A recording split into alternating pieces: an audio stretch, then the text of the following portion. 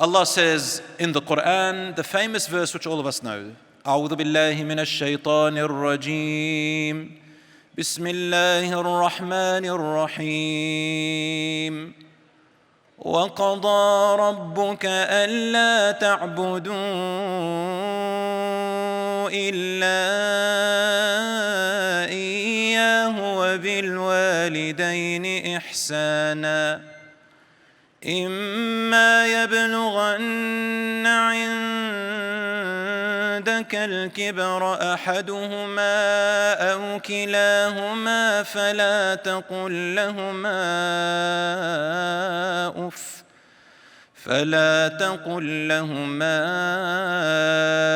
أف ولا تنهرهما وقل لهما قولا كريما واخفض لهما جناح الذل من الرحمة وقل رب ارحمهما كما ربياني صغيرا.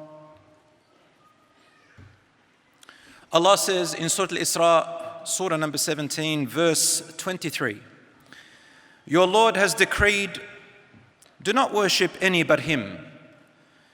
Be good to your parents, and should both or any of them attain old age with you, do not say to them even the word uff.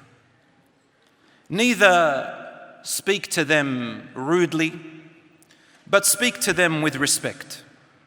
And be humble and tender towards them and say, Lord, show mercy to them as they nurtured me when I was a small child. So the first thing we understand, my brothers and sisters, is to remember why Allah has put so much emphasis on the niceness and kindness and respect to our parents. I think you already saw in this verse what it means. Oh Allah, give them mercy as they raised me when I was a little child. When you were a baby and your mother carried you for 9 months, the pain and the agony that she went through, agony upon agony, is one for your life. The second one is when she went into labor, agony upon agony and pain twice.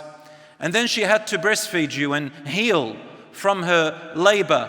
And some mothers would have breastfed their children for 2 whole years. Her nourishment and everything about herself, it was all about you. When you were a baby that time, you had no strength. You were only weak. And your parents showed you mercy, and they would rather give their life for you instead of their own. And your father was there for you to make sure that you are protected and secure until you grew, so that you can become slightly independent. Then as a child, you were still dependent on your children, on your parents, until you became a teenager. And then suddenly the strength comes in, your mind comes in, your independence comes in, and now you want to be your own person. But with that comes the respect and the kindness to our parents until our death. Their right is so much that even after their death, we still owe them 5 rights. Number 1, to make dua for them. Number 2, to ask Allah to forgive them. Number 3, to connect the family ties that are connected because of them, like your uncles, your aunts. Number 4, to carry out the bequest. If they left a bequest behind to do something, you carry out what we call their bequest. And 5th is to be considerate to the friends that they used to have. These are the general rights.